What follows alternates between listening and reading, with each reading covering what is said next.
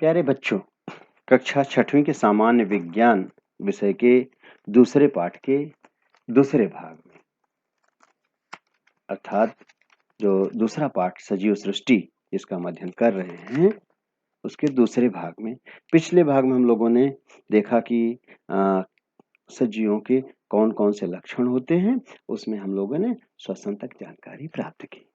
उसके बाद अब देखेंगे सजीवों के और कौन कौन से गुणधर्म होते हैं, अर्थात सजीवों के और कौन कौन से लक्षण होते हैं। स्क्रीन पर एक आकृति तुम्हें दिखाई दे रही है। एक लड़की किसी छोटे से पौधे को हाथ में लिए हुए है और खड़ी झुकी हुई है। इस तात्पर्य क्या है और झुक कर के वो कर क्या रही है? ध्यान से देखोगे तो एक पत्ती को के ऊपर उसे प्लास्टिक से ढक रही है, पारदर्शी प्लास्टिक उससे ढक रही है।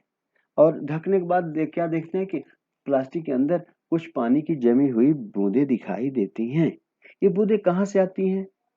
या तुम्हें अपने घर में देखते होगे जब कभी तुम्हारे मम्मी पापा कोई साग वाली सब्जी लेकर आते हैं, मेथी, पालक, ऐसी सब्जी, और उसे पन्नी में ही रख देते हैं। तो आप कुछ देर बाद देखते होगे या सवेरे देखते होगे तो उसके अंदर ढेर सारी पानी की बूंदें तुम्हें दिखाई देती हैं, जलवाष्प दिखाई देती हैं। ये कहाँ से आ गई? ये कहाँ से आ गई? अर्थात उन्हीं पत्तियों से निकली हैं। तो पत्तियां क्या करती हैं? पानी को वाष्पोत्सर्जित करती है। अर्थात जड़ों के द्वारा आए हुए पानी और खाद्य पदार्थों में जितना पानी उपयोगी होता है पत्तियों के लिए, उतना पत्ती तो प्रकाश संश्लेषण करके भोजन बनाने के लिए लेती हैं। बाकी जो अतिरिक्त पानी होता है उसको वो बाहर निकाल देती हैं और इस प्रक्रिया को कहते हैं उत्सर्जन। क्या कहते हैं? उत्सर्जन। अर्थात अनावश्यक भोज्य पदार्थों को जो शरीर के आवश्यक नहीं होते उसको जो शरीर से बाहर निकाल दिया जाता है उसे कहते हैं उत्सर्जन। यह भी सजीवों का एक लक्षण है। इस तरह से बबूल में देखोगे तो दूध निकलता है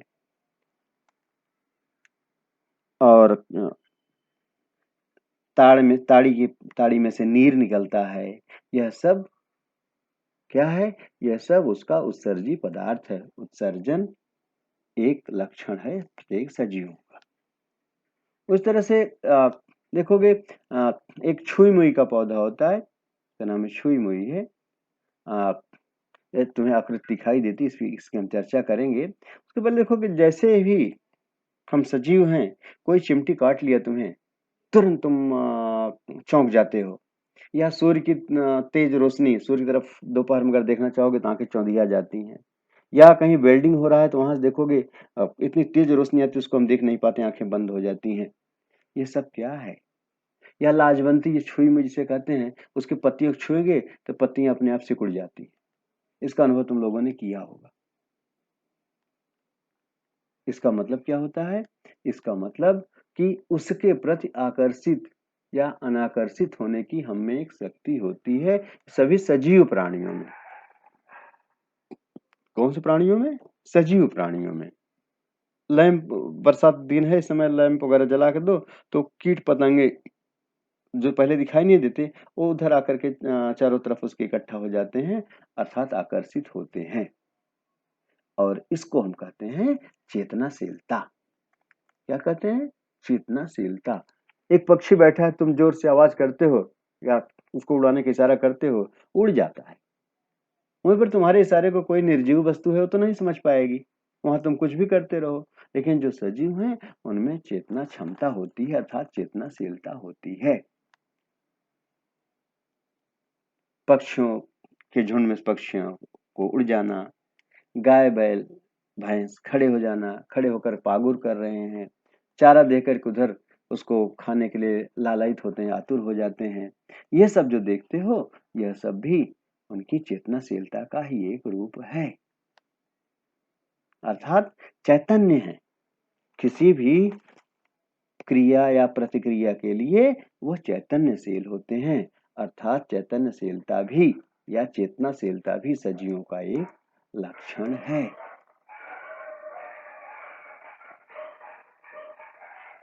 प्राणी और वनस्पति के दोनों के हलचल में थोड़ा सा अंतर होता है, अर्थात क्योंकि प्राणियों के पास जो मस्तिष्क है यह ज्यादा सोचता है, वनस्पतियां इतना नहीं सोच पाती। वनस्पतियों को भी वनस्पतियां सजीव हैं, इसको तो जानते हो तुम।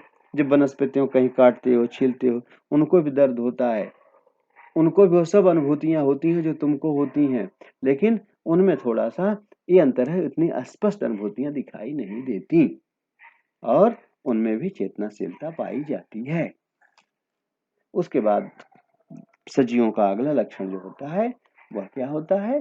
प्रजनन अथवा पुनरुत्पादन। प्रत्येक सजीव, तुम देखते हो, चिड़िया अंडे देती है, गाय बछिया बछवा को जन्म देती है, भैंस पणिया पड़वा को जन्म देती है। हाँ, गुलाब की कलम लगा देते हो, उसमें से नया पौधा निकल आता है, नए फूल निकल आते हैं। कोई बीज बो देते हो तो उसमें से नया पौधा निकल आता है। यह अपने आसपास देखते हो। उसी तरह से सभी प्राणी जितने सजीव हैं, वह प्राणी अपनी मृत्यु के पहले, अर्थात देखो, जितने प्राणियों का जन्म होता है उनकी मृत्यु भी होती है। तो जन्म और मृत्यु भी प्राणियों का एक लक्षण है, सजीवों का एक लक्षण है। अर्थात और ये जो जन्म है, जन्म के लिए प्रजनन या पुनरुत्पादन, अपने जैसे दूसरे बच्चों को जन्म देना, इसे कहते हैं। वनस्पतियों में बीज और तने द्वारा पत्ती के समान नए दूसरे पौधे तैयार करना, इसके ही कहते हैं हम प्रजनन या पुनरुत्पादन। वनस्पतियों में देखते होगे फूल होता है, फूल में परागण होगा, फिर फल बनेगा, फल के अंदर बीज होता है, बीज को बो दिया जाता है या गिर पड़ने से अपने आप उसमें से पौधा निकल आता है, फिर से बीज पौधा बनता है, बड़े बड़े उसमें पत्तियां निकलेंगी, उसमें फूल निकलेगा, फल निकलेगा, फिर बीज निकलेगा, और यह क्रम अनवरत चलता रहता है। अर्थात यह रुकने वाला क्रम नहीं होता है। इसलिए हम कह सकते हैं कि सजीवों के एक लक्षण प्रजनन या पुनरुत्पादन भी होता है। इसीलिए पृथ्वी पर जितने भी प्राणी, जितने पौधे, जितने सजीव हैं, इनकी कमी नहीं होने पाती, चलता रहता है। नए पेड़ उगते आते हैं, पुराने पेड़ गिरते जाते हैं, नए प्राणियों का जन्म होता रहता है, पुराने प्राणी को मृत्यु प्राप्त होती रहती है।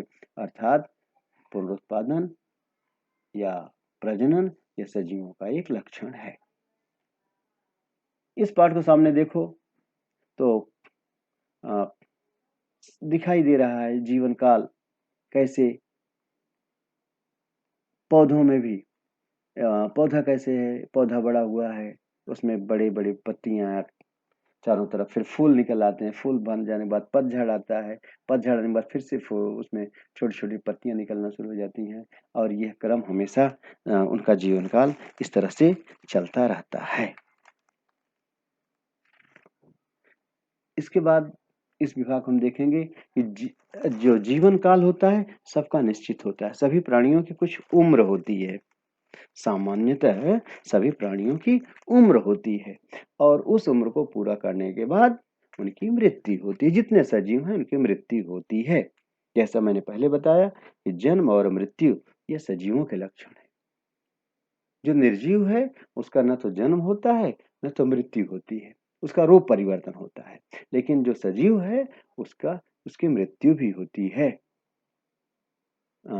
जैसे एक उदाहरण तुम्हारे पुस्तक में दिया गया अच्छी तरह से, कुत्ते का जीवन काल 12 साल से 18 साल तक होता है। अब इसमें कोई तारीख फिक्स निश्चित नहीं होती कि वो 13 साल होगा या 12 साल होगा। अच्छा उसको भोजन, अच्छा स्वास्थ्य सब कुछ मिलता रहा तो ज्यादा से ज्यादा 18 वर्ष तक जीवित रहता है, उसके बाद उसकी मृत्यु हो जाएगी। इस तरह शुतुरमुर्ग देखोगे, इसकी उम्र लगभग 50 साल तक होती है। मनुष्यों की जानते हो तुम, मनुष्य की उम्र लगभग 80 साल मानी गई है। वैसे कुछ पहले भी मृत्यु हो सकती है, कुछ 100 साल 110 साल तक भी जीवित रह सकते हैं। ऐसा माना जाता है कि तुलसीदास जी की उम्र लगभग 126 साल थी। लेकिन मृत्यु निश्चित है, जिनका जन्म होता है उनकी मृत्यु भी होती है। इस तरह से हम कह सकते हैं कि ये जो निश्चित जीवन काल है, ये भी सजीवों का एक लक्षण होता है। अब आकृति में इसी जीवन काल से संबंधित ही एक देखोगे कि कछुआ दिखाई दे रहा है।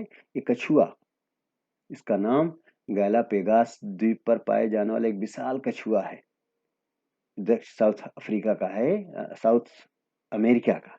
साउथ अमेरिका में ये कछुआ पाया गया, जिसका जीवन काल लगभग 170 वर्ष होता है, अर्थात मनुष्यों से भी ज्यादा 170 वर्ष तक ये जीवित रहता है। इस तरह से अ, एक कीटक बगल तुम्हें दिखाई दे रहा है, जानते हो उसका नाम है मेफ्लाई।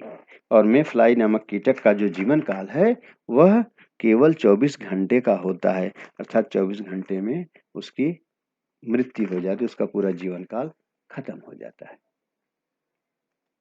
अब तुमने कभी दीवारों पर या कहीं मधुमक्खी का छत्ता देखे होंगे। ये किसके बने होते हैं? हम्म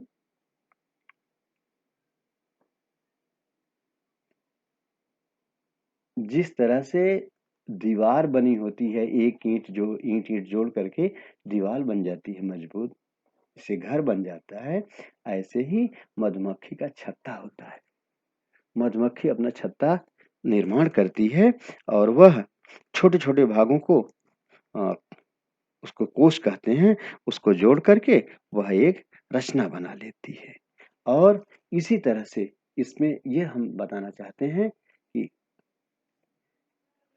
इन्हीं छोटे-छोटे कोषों को मिला करके वह एक रचना बनाती है, और इसको आगे हम कहते हैं कोशिकीय रचना, अर्थात एक कोशा, अर्थात एक कोशिका। आज दूसरे भाग में पाठ दूसरे के दूसरे भाग में यह इतना है। इसका तीसरा और अंतिम भाग हम आगे लेंगे। तो आज हमने इसके सजियों के मुख्य लक्षणों की हमने चर्चा किया, और आगे चल करके हम प्राणी की रचना कैसे होती है, अर्थात कोश की रचना, और उसके आगे उपयोगी सजीव, हानिकारक सजीव तथा अ, हिंसक सजीवों, इनके विषय में जानकारी प्राप्त करेंगे। आज बस यही इतना ही, और इसको अच्छी तरह समझ लो, क्योंकि इस पर आधारित प्रश्न हम आगे पूछेंगे। धन्यवाद।